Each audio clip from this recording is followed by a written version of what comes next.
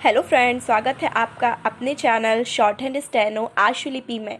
आज का डिक्टेशन है हिंदी आशुलिपि ओपी शुक्ला भाग 6 80 वर्ड पर मिनट अभ्यास 78। डिक्टेशन शुरू होगी 5 सेकेंड बाद।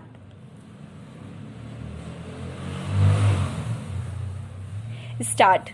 अध्यक्ष महोदय, मैं आज ऐसे विषय पर बोलने जा रहा हूँ जो देश के सामने एक बहुत बड़ी समस्या बनी हुई है।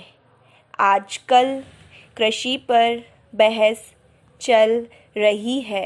मैं इस बहस को बहुत ध्यान से सुन रहा हूँ। कई लोगों ने तो सरकार की बड़ी प्रशंसा की है कि वह बहुत ही अच्छा काम कर रही है। मैं मंत्री महोदय एक सवाल करना चाहता हूँ। मार्च में मंत्री महोदय ने एक प्रश्न के उत्तर में कहा था कि 2 सालों में हमारा देश आत्मनिर्भर हो जाएगा। मैं जानना चाहता हूँ कि ऐसा कहने के पीछे उनका क्या आधार है। कौन से उनके पास ऐसे मजबूत सबूत हैं जिनके आधार पर उन्होंने इस प्रकार की घोषणा की है। मैं चाहता हूँ कि जब वे उत्तर दे तो इस बात की चर्चा अवश्य करें। पैरा। सभापति महोदय, आप जानते हैं कि इस देश में 80% लोग खेती करते हैं और उसके बाद भी आज हमारे देश का सम्मान दूसरे देशों में बिल्कुल नहीं है। आज हम दूसरे देशों में भिखारियों के नाम से पुकारे जाते हैं।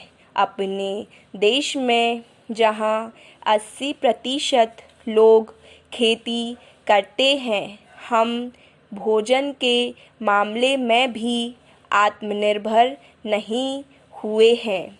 इसके कुछ कारण हैं। जिस समय देश स्वतंत्र हुआ उसी समय से इस सरकार ने कुछ गलतियां की हैं, जिसका परिणाम यह हुआ है कि आज 30 साल के बाद भी हम आत्मनिर्भर नहीं हो सके हैं।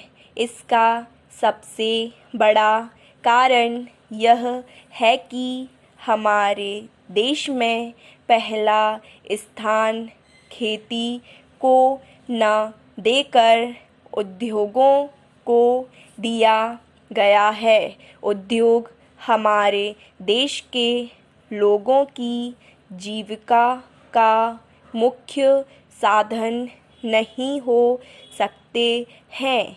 भोजन की समस्या के हल के लिए जिन वस्तुओं की आवश्यकता है उसकी ओर हमें ध्यान देना चाहिए। सबसे पहले पानी की आवश्यकता है।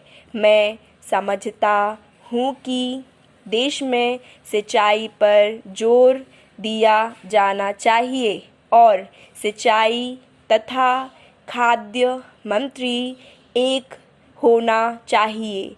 यह सभी चाहते हैं। पानी के बाद खेती के लिए खाद भी आवश्यक है। खाद का स्थान दूसरा हो सकता है। आज देश में खाद की बात काफ़ी जोर देकर कही जाती है। यह कहा जाता है कि उपज को बढ़ाने के लिए खाद की आवश्यकता हो सकती है। बिना खाद के उपज बढ़ ही नहीं सकती है, किंतु खाद कहाँ तक उपज को बढ़ा सकेगी, यह भी सोचने की बात है। स्टॉप।